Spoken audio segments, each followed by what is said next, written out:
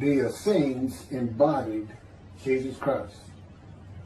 The story of Jesus most likely began around 100 years before the story begins, with his birth at the beginning of the Common Era. The first written version of the story is the Gospel of Mark that dates from 70 Common Era, about 40 years after the story says Jesus died. This is also the time of the Jewish revolt against Rome and the defeat and expulsion of the Jewish people from the Promised Land.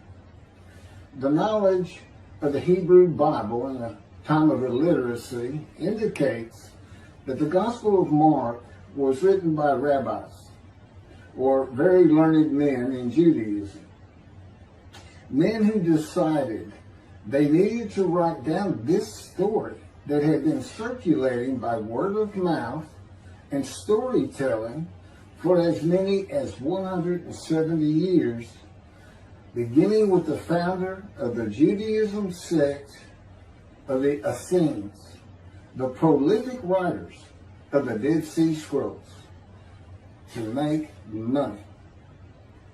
Their temple, homes, and country were gone, and it was desperate times for the Jewish people. The name of the founder of the Essenes was with a capital T, the teacher of righteousness. That was his name, the teacher of righteousness. Meaning he was believed to be the man described in Isaiah 53 who makes the many righteous. The man Jesus claimed to be. According to the oral story that most likely began 100 years before the Common Era, BCE, with this man called the teacher of righteousness, who established a sect of Judaism known as the Essenes. This teacher of righteousness who fought with a wicked priest. All this information is in the Dead Sea Scrolls. Fought with a wicked priest. Did not like the way the temple was being run. Did not like all the sinning going on in Jerusalem, and did not live there, and despised riches and the material things of the world. Just like Jesus, who also claimed to be the teacher of righteousness.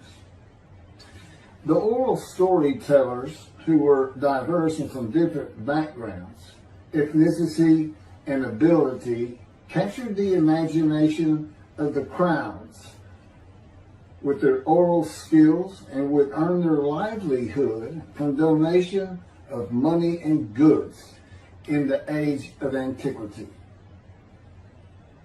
Few could read in a world where literacy was restricted to just a few, and this did not begin to change until the Middle Ages. While the earliest forms of written communication date back to about 3,500 to 3,000 BCE, literacy remained for centuries a very restricted ability closely associated with the exercise of power. Schools in ancient Israel, if any existed, served only the sons of the rich and the religious elite. Storytellers in general would be very learned men, captivating the imagination of the crowds at the gates and the meeting places of Jerusalem, with tales that people of a harsh and brutal time wanted to believe in. A time when medical treatment was primitive and life expectancy was 30 to 35 years, averaging those who died at birth to those who died with long life into their 70s and beyond. A time when people believed in mythical gods and gods who were men and making sacrifices to gods for favor and for safety, healing, long life, crops, and fertility. The Dead Sea Scrolls are generally thought to have been produced by the Essenes No one really doubts it anymore. And the Essenes are a group that protested the way the temple was being run. Many of the Essenes went to the cliffs and the caves east of Jerusalem by the Dead Sea, known as Qumran, to prepare the way of the Lord, following the commands of the prophet Isaiah. Today, in this day,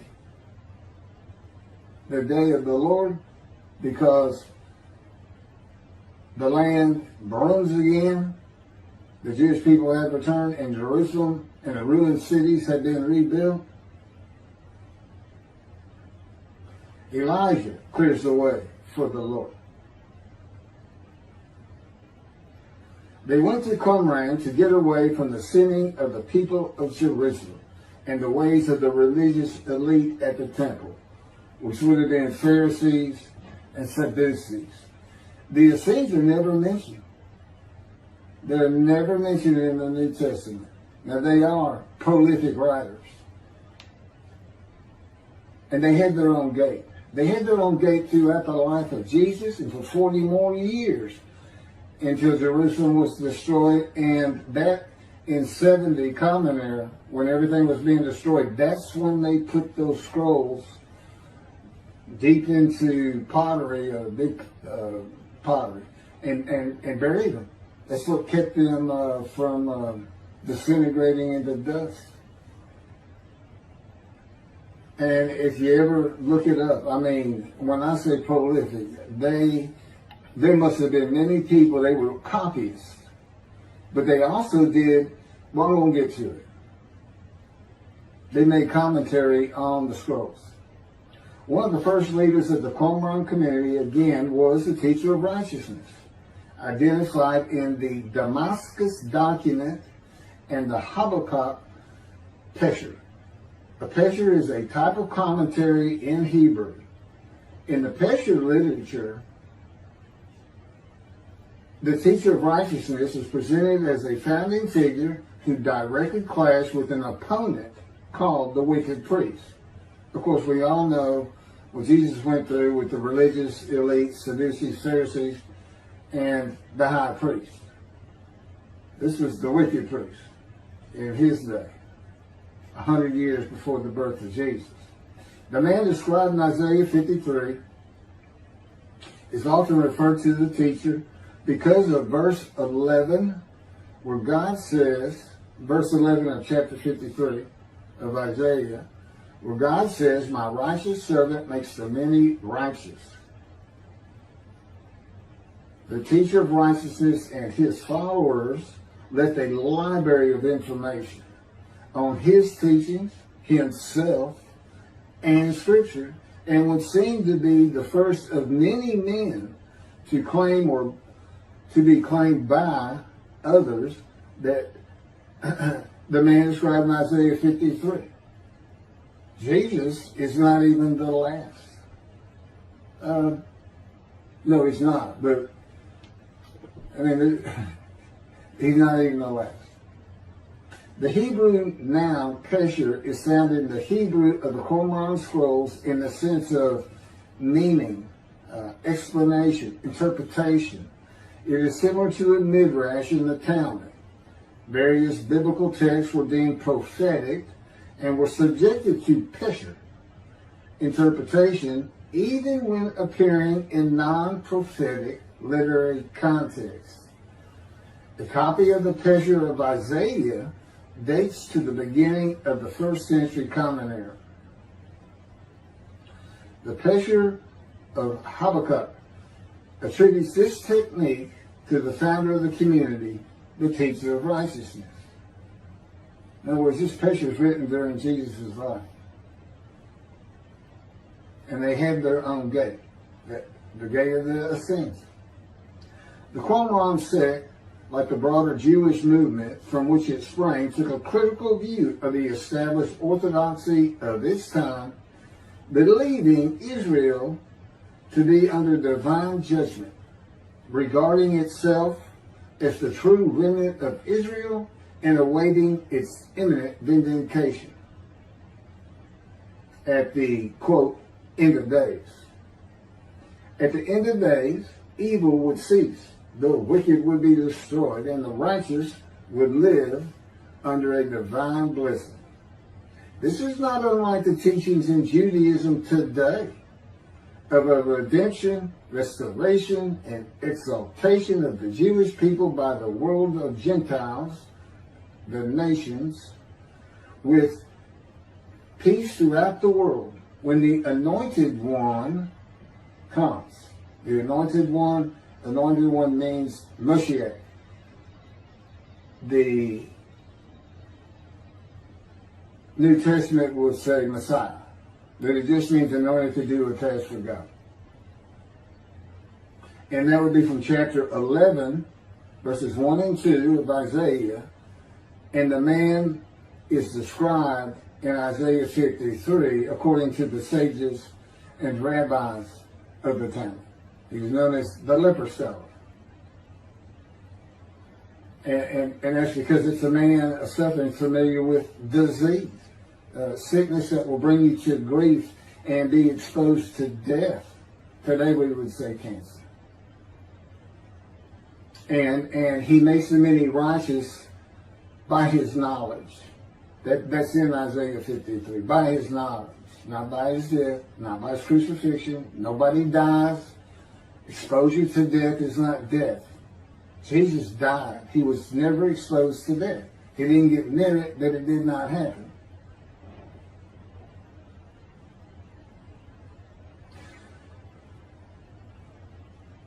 This time that the Essenes were waiting upon, that they thought was imminent, did not happen for them.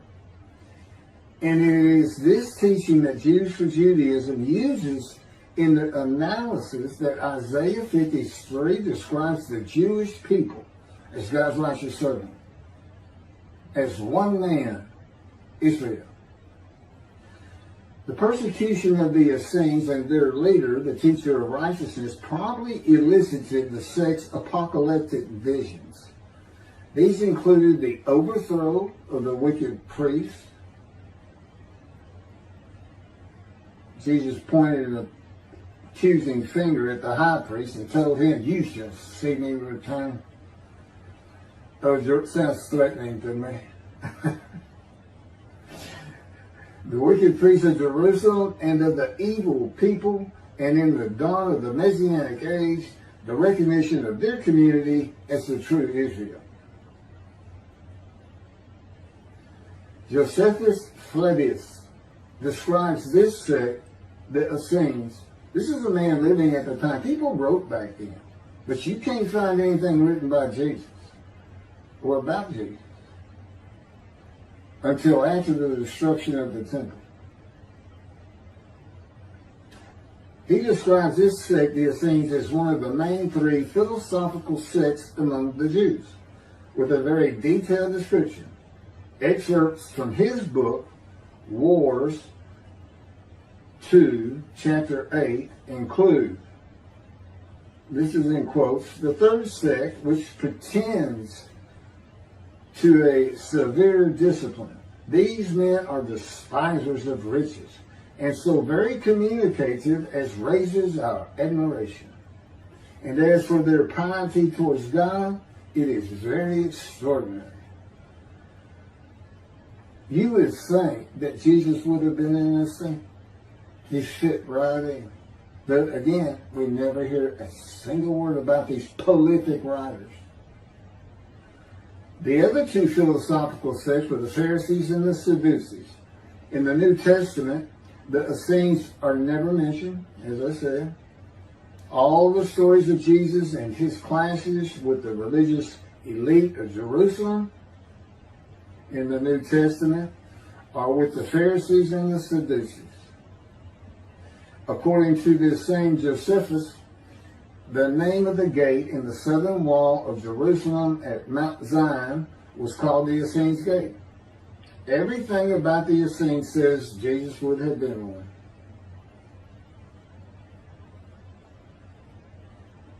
Peter and Paul, disciples later called apostles of Jesus, all said Jesus was the fulfillment of Isaiah 53. and the teacher of righteousness. All of Christianity does today.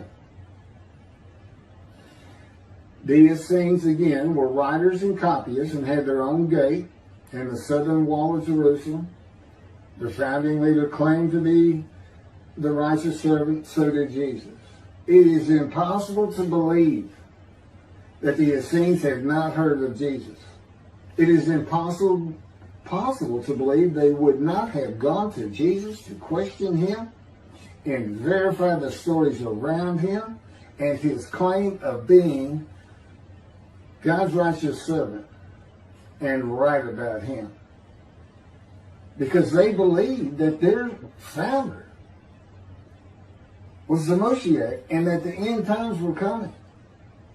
Moshiach, anointed one, described in Isaiah 53. They were great followers of the things Isaiah had to say, and there's a picture written on it during the life of Jesus. It's impossible to believe it.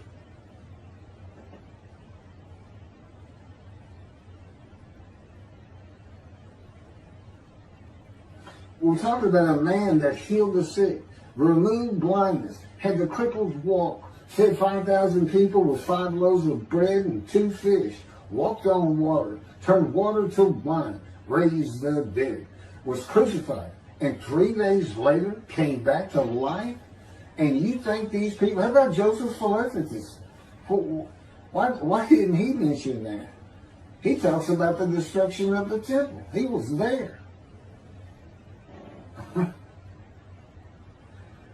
The Essenes were present in and around Jerusalem for 100 years before the birth of Jesus and another 40 or so years after his death at the age of 30 in the first written story of him and his life in 70 Common Era. There is not one word written by the Essenes of Jesus. There is no account in the New Testament of Jesus in an Essene. There are no writings or even a mention of him by a single person or group that was part of his generation while he was alive. There are no writings by Jesus. And prophets of God, men of God, servants of God have been writing for him throughout the biblical times until he stopped talking to his prophets. The Hebrew Bible ended. The last prophet he spoke to, Malachi. Malachi chapter 3, the last chapter of the prophets,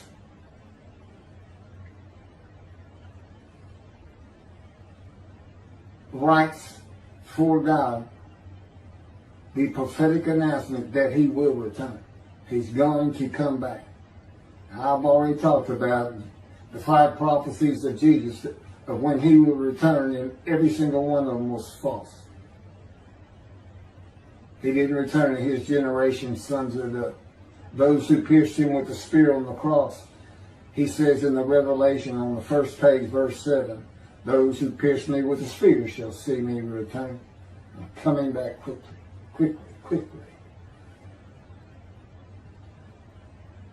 Nothing was written by his disciples. There are no writings by Herod or Pilate or any Roman newspaper, poem, or book of this man who healed the multitudes, fed the poor, walked on water, raised the dead, turned water to wine, was crucified and rose from the dead to human life, and then rose to heaven. That's where he's supposed to be returning from. While there are 3 Gospels under the names of 3 disciples, they are all considered pseudepigrapha. In Greek, that means falsely attributed. Writings which were attributed to authors who did not actually write them. And they were all written long after the death of Jesus, these Gospels, full of quotes and teachings from Jesus himself. Quoted parables, long speeches, Sermon on the Mount, long sermons that could not be accurate if passed by word of mouth. There is only one answer.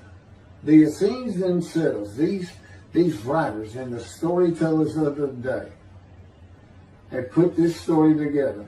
And even though the writers of the gospel knew full well these rabbis are learned men of the Hebrew Bible,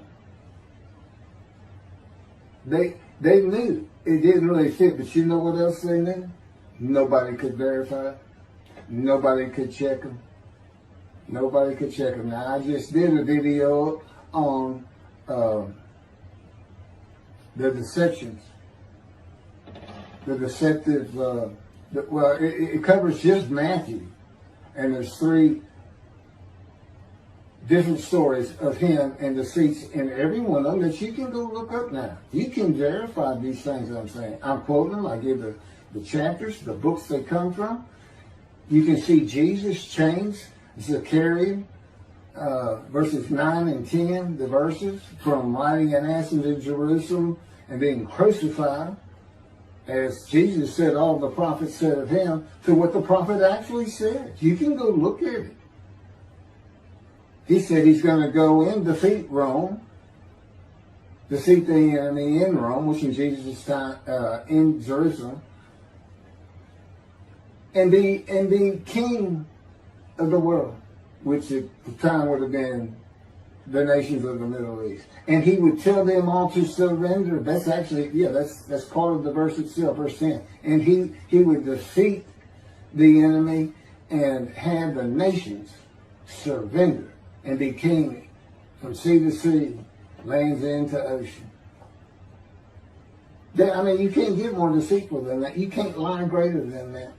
You're manipulating Scripture, God's holy word, manipulating it, deleting a verse 10, telling your disciples, tell everybody these things. That's why he's telling them. Tell everybody these things. I'm going in. They're going to kill me. Okay. That's what the prophets say. Don't forget. And that's what he's doing.